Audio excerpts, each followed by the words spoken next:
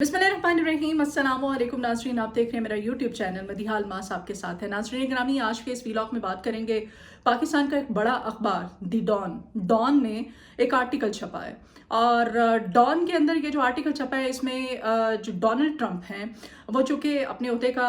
हलफ उठाने जा रहे हैं और तकरीब हलफ बर्दारी में ये इम्कान जाहिर किया गया है और इम्कान एक बड़ी शख्सियत की तरफ से ये आर्टिकल लिखा गया है कि इमरान खान साहब को हलफ बर्दारी तकरीब का दावतनामा आ सकता है। और इस आर्टिकल के बाद कहा जा रहा है कि अगर डोनाल्ड ट्रंप इमरान खान साहब को बुलाते हैं अपनी तकरीब हलफ बर्दारी में और चूँकि वो कैद में हैं तो फिर प्रेशर जो है वो रियासत पर भी और हुकूमत पर भी हर तरह से एक बड़ा प्रेशर आएगा और अमेरिका का प्रेशर है, सुपर पावर का ये प्रेशर है। इस आर्टिकल के छपने के बाद, इस खबर के लिखे जाने के बाद, मंजर आम पर आने के बाद सूरत हाल किस तरफ जा रही है, कुछ इसकी तफसीलात आपके सामने रखूंगी। और मतीउल्लाह जान साहब ने बड़ा इंकशाफ किया है, जहाँ पर हलाकतों की तादाद सैकड़ों में बताई जा रही थी। वहाँ पर अलीमा खान साहिबा ने चूँकि कहा था 12 की तादाद की कंफर्मेशन देने के बाद पाकिस्तान तहरीक इंसाफ की लीडरशिप की, और उनकी जानिब से कहा गया था कि नहीं, ये गलत अदाद-ओ-शुमार दिए जा रहे हैं। और मतीउल्लाह जान ने भी अब हज़ारों की तादाद में जो अदाद-ओ-शुमार सामने रखनी है, उन अदाद-ओ-शुमार के बाद भी हुकूमत के लिए अब सूरत हाल मज़ीद कशीदा होने जा रही है। मौलाना फजल रहमान बहुत गुस्से में है। आज नौशहरा में उन्होंने जो वहाँ पर जलसा था उससे खिताब किया और उस खिताब के अंदर इज्तिमा में जिस तरह से उन्होंने ललकारा है, उस बारे में भी आपके कुछ तफसीलात हैं आपके सामने रखूँगी। मौलाना साहब ने एक दिन की डेडलाइन दी है हुकूमत को और कहा है कि सोच लो। साथ ही साथ नाज़रीन ग्रामी, बिलावल भुट्टो जरदारी, जिनको कि अब ड्राइविंग सीट पर बैठाने की भरपूर तैयारी कर ली गई है, अपकमिंग लीडर के ये जो ड्राइविंग सीट है बिलावल को संभालने के लिए किस तरह से अब तैयारियां अंदर खाते शुरू हो चुकी हैं और क्या कुछ किया जा रहा है, तो मेरे साथ ही रहिए। नाज़रीन ग्रामी, व्लॉग में सबसे पहले तो बात करते हैं जेल के अंदर खान साहब की। जो मीडिया के नुमाइंदे थे, उनके वकला थे, उनकी बहन थी, उनकी लीडरशिप के लोग थे, उन्होंने जो बात की है और बेसिकली वो जो पैगाम एक अपने कारकुनान के नाम उन्होंने भेजा है, उसमें वो कहते हैं जी 10 साल के लिए आमिराना निज़ाम जो है मुल्क में नाफिज कर दिया गया है। 26वीं आईनी तरमीम के जरिए बादशाह ने खुद को ऊपर और आइन और कानून को नीचे रख दिया है और बादशाह ने खुद को ऊपर रख लिया है। वो कहते हैं जी कि हमें डरा धमका के नाजायज़ हुकूमत को तस्लीम करने का कहा जा रहा है, हमें प्रेशराइज किया जा रहा है। और जैसे फिर वो कहते हैं जी इस्लामाबाद पहुंचने वाले निहत्ते लोगों पर गोलियां चलाई गई और हमारे लोगों पर जुल्म किया गया। उन्होंने 2 बड़े मुतालबात सामने रखे हैं हुकूमत की और रियासत की। वो कहते हैं जी कि सुप्रीम कोर्ट के सीनियर तरीन जजेस हैं, उनकी ज़ेर निगरानी 9 मई और 26 नवंबर के जो वाक़यात हैं उनकी शफाफ और आज़ादाना तहकीक़ात करवाई जाएँ, नाहक कैद सियासी असीरान को रिहा किया जाए। और दूसरा बड़ा मुतालबा जी उन्होंने कहा है कि मुज़ाकरात के लिए उन्होंने उमर अयूब की ज़ेर निगरानी एक कमेटी तश्कील दे दी है और उमर अयूब की ज़ेर निगरानी अच्छा जो मुज़ाकरात करेगी। अगर मुज़ाकरात कामयाब नहीं होते हैं तो फिर ज़ाहिर है खान साहब कहते हैं कि तरसीलात ज़र का भी आपको सामना करना पड़ेगा, उसके बॉयकॉट का भी, और साथ ही साथ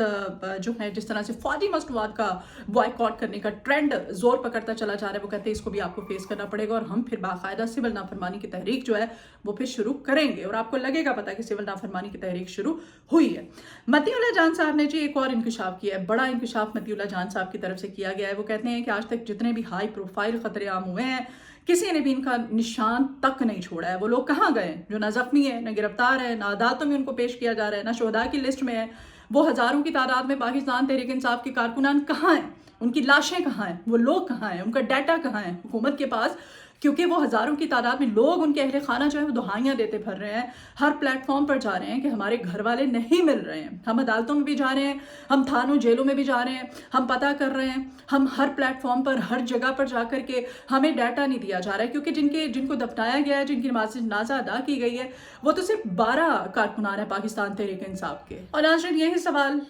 उठाया जा रहा है हर पाकिस्तानी की तरफ से कि वो पाकिस्तान तहरीक इंसाफ के कारकुनान जो कि एहतजाज के नहीं निकले थे और इस्लामाबाद का जिन्होंने रुख किया था, वो कारकुनान गए कहाँ हैं, उनको ज़मीन खा गई है, उनको आसमान निकल गया है, वो हैं कहाँ पर। और ये रियासत के लिए और हुकूमत के लिए एक बड़ा सवालिया निशान है कि इस तरह से आप कारकुनान को लापता नहीं कर सकते। वो मिसिंग पर्सन्स बन गए हैं, वो उनके बारे में कुछ पता ही नहीं चल रहा है कि वो हैं कहाँ पर। متی اللہ جان صاحب کہتے ہیں کہ ان کی تعداد ہزاروں میں ہو سکتی ہے کیونکہ وہ غائب ہیں، ان کی لاشیں تک نہیں مل رہی ہیں، اور وہ تاریخ میں جو انہوں نے کہا ہے نا کہ آج تک جتنے بھی ہائی پروفائل قتل ہوئے ہیں ان کے نام و نشان وہ لال مسجد آپریشن کا حوالہ دے رہے ہیں، جس طرح سے لال مسجد آپریشن میں جس طرح سے لوگوں کو مارا گیا تھا، اور مارنے کے بعد پھر جس طرح سے ایک باقاعدہ گڑھے کھودے جاتے تھے اور سینکڑوں کی تعداد میں اس میں لاشیں ڈالی جاتی تھیں، اور ان کو جس طرح سے پھر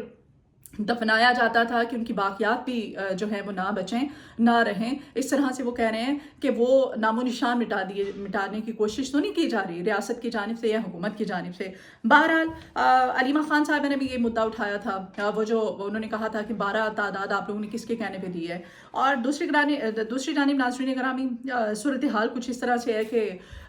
خان صاحب نے جو کہہ دیا ہے کہ اگر آپ لوگوں نے یہ دونوں مطالبات ہمارے نہ مانیں، مذاکرات میں یہ سمجھ آپ کو نہ آئی، تو پھر باقاعدہ طور پر سول نافرمانی کی تحریک کا ہم آغاز کر دیں گے۔ کمیٹی جو تشکیل دی گئی ہے عمر ایوب صاحب کی زیر نگرانی، اس میں رانا ثناء اللہ صاحب جو ہیں ان کی جو ریسنٹ سٹیٹمنٹ سامنے آئی ہے، آج ان کے بھی خیر عدالت کی جانب سے ناقابل ضمانت وارنٹ گرفتاری جاری ہوئے ہیں۔ رانا ثناء اللہ صاحب نے آپ کو پتہ ہے یہ 2020 میں جس طرح سے پی ڈی ایم کا جو جلسہ تھا گجرانوالہ میں، خود ہی یہ لوگ کیا کرتے تھے، انہوں نے پولیس والوں پہ گاڑی چڑھا دی تھی، پولیس والوں کو گالیاں دی تھی، ان کو زدوں کو کوپ کرنے کی کوشش کی تھی، کنٹینرز ہٹا دیے تھے زبردستی اور زبردستی پہنچے تھے۔ تو وہ جو پولیس ہے اب پنجاب پولیس، اس نے جی عدالت میں وہ جو ثبوت دیا تھا کہ نہیں رانا ثناء اللہ صاحب جو ہے ملزم جو ہے وہ رانا ثناء اللہ صاحب بے قصور ہیں، تو عدالت نے کہا نہیں ملزم کو پیش کرو، اس کو حاضر کرو، وارنٹ گرفتاری جو ہیں وہ ان کے جاری ہو چکے ہیں، اور وہ کہتے ہیں جی عمران خان کے لیے اور پاکستان تحریک انصاف کے لیے مذاکرات کے دروازے کھلے ہیں اگر یہ لوگ مذاکرات کرنا چاہتے ہیں تو، اور لیکن مذاکرات جو ہیں وہ کہتے ہیں کہ وہ ہمارے مطابق بیٹھ کے کریں اور جس طرح سے ہم چاہتے ہیں اس طرح سے مذاکرات کریں۔ تو عمران خان ویسے تو مذاکرات کرنا بھی نہیں چاہتے، مذاکرات ان کے ساتھ عمران خان کرنا ہی نہیں چاہتے ہیں، اور بلاول بھٹو زرداری صاحب کو ڈرائیونگ سیٹ پر بٹھانے کی بھرپور تیاریاں ہو چکی ہیں ہر طرح سے، اور وہ چند صاحب کہتے ہیں نا، ندیم افضل چند صاحب جو ہیں وہ کہتے ہیں کہ میں نے خواب دیکھا ہے کہ بلاول بھٹو زرداری وزیر اعظم بن گیا ہے، خوابوں میں وزیر اعظم ان کو بنایا جا رہا ہے، اور ویسے بھی فیصل بابڈا صاحب بھی ان کو جس طرح سے پریٹینڈ کرتے پھر رہے ہیں، جو حالات جس طرح سے بنائے جا رہے ہیں کہ بلاول بھٹو زرداری صاحب جو ہیں اب اپ کمنگ وزیر اعظم میں، اب مریم نواز شریف کے ہوتے ہوئے یہ کیسے پاسبل ہو سکتا ہے؟ خیر آپ جو میں ڈان کے اندر جو آرٹیکل چھپا ہے، جو خبر آئی ہے، اس خبر کے اکارڈنگ میں آپ کو بتاتی چلوں کہ پاکستان کے ڈپلومیٹ ہیں اسلم جہانگیر صاحب، اور عالمی سطح پر بھی دیکھا جائے تو یہ سفارتی تعلقات میں اور ویسے بھی انٹرنیشنل ریلیشن شپ میں بھی بڑا یہ پیش رہتے ہیں اور پاپولر ہیں، تو ان کی جانب سے جی انہوں نے آرٹیکل لکھا ہے، وہ کہتے ہیں کہ چونکہ ڈونلڈ ٹرمپ کی عمران خان کے ساتھ کافی گہری دوستی ہے، اور یہ دوستی کسی بھی پاکستانی سیاستدان کی اس طرح کی دوستی نہیں ہے جس طرح کی ڈونلڈ ٹرمپ اور عمران خان کی دوستی ہے، اور اس پہ کافی زیادہ اعتراض بھی ہے اس حکومت کو۔ آپ کو پتہ ہے جس طرح سے نشانے تنقید کا نشانہ بنایا جاتا ہے اور کہا جاتا ہے کہ جس طرح کا ٹرمپ کا کریکٹر ہے، خان کا بھی ویسے ہی کریکٹر ہے، ٹرمپ کی جو طرز سیاست ہے خان کی بھی وہی طرز سیاست ہے، تو وہ کہتے ہیں اسلم جہانگیر صاحب انہوں نے لکھا ہے کہ ڈونلڈ ٹرمپ کی تقریب حلف برداری ہے آنے والے دنوں میں، تو وہ کہتے ہیں کہ ہو سکتا ہے عمران خان کو وہ دعوت نامہ بھیجیں، تو پھر عمران خان تو چونکہ جیل میں ہے، کیسے وہ شرکت کریں گے اس تقریب حلف برداری میں؟ پریشر پڑے گا حکومت پہ بھی اور ریاست پہ بھی، سپر پاور ہے امریکہ ہے، ڈنڈا جب اوپر سے آئے گا، پریشر جب اوپر سے آئے گا تو پھر دیکھیں یہ خان صاحب جو ہیں اس سے پہلے ان کو جیل سے نکالا جاتا ہے، رہا کیا جاتا ہے کس طرح سے، یا پھر جو مذاکرات کی باتیں خود سے یہ لوگ کرنے لگ گئے ہیں، اور کپتان کو جو آفرز دی جا رہی ہیں، یہ سب حالات جو ہیں وہ کس طرف جا رہے ہیں۔ لیکن یہ بھی سوچنا پڑے گا کہ بلاول کو آگے کرنا، پریٹینڈ کرنا نئے آپشن کے طور پہ، ایک اچھے آپشن کے طور پہ، یہ بھی صورتحال یہاں پر تھوڑی سی کنفیوژن کریٹ کر رہی ہے۔ ناظرین گرامی